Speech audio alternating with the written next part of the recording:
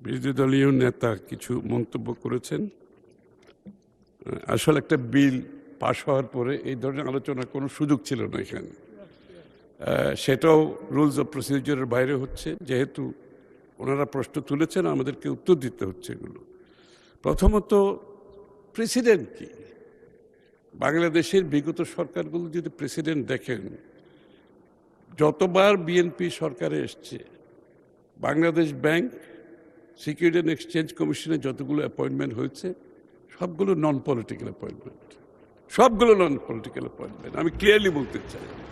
এবং যেই কারণে বাংলাদেশের আর্থিক শৃঙ্খলা বিএনপি সরকারের সময় কোনো সময়ের সমস্যা হয় নাই, সব সময় আর্থিক শৃঙ্খলা বজায় ছিল, কোনো সময় শেয়ার বাজার লুটপাট হয় নাই, বিকজ বিএনপির অ্যাপয়েন্টমেন্টগুলো কোনো সময় পলিটিক্যাল কনসিডারেশনে হয় নাই এবং যোগ্য ব্যক্তিদের সেখানে দেওয়া হয়েছিল। সেই ধারা এই সরকার অব্যাহত রাখবে, আমি আপনাকে নিশ্চিতভাবে বলতে চাই। দ্বিতীয়ত, আপনি বাংলাদেশ গভর্নর নিয়ে কিছু প্রশ্ন করেছেন। বাংলাদেশ গভর্নর কোনো দলের ব্যক্তি নয়, সে একটা দলের সমর্থক হতেই পারে, কিন্তু তার যদি যোগ্যতা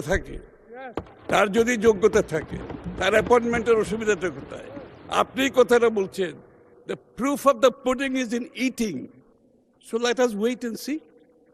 Proof of the pudding is in eating, let us wait and see তার পারফরমেন্স। সে যদি কোনো দলীয় কোনো কিছু তার এইভাবে আপনার লক্ষ্য করেন যে কোনো প্রভাবিত হয়েছে, তখন আপনি বলতে পারবেন। এবং তার সোফার, আমি আপনাকে বলছি, তার সোফার পারফরমেন্স আমরা যেটা দেখছি, far better than any other governor in the past, far better. আর আপনারা যখন বিগত দিনে এই বিগত কেয়ারটেকার সরকারের সময় যখন গভর্নরের এজটা বাড়িয়েছে, তো সেই সময় তো আপনারা কোনো আপত্তি তোলেন নাই, সে সময় কোনো আপনারা আপত্তি তোলেন নাই। গভর্নরের এজ আমরা বাড়াই নাই, এটা বিগত কেয়ারটেকার সরকার সময় বাড়ানো হয়েছে।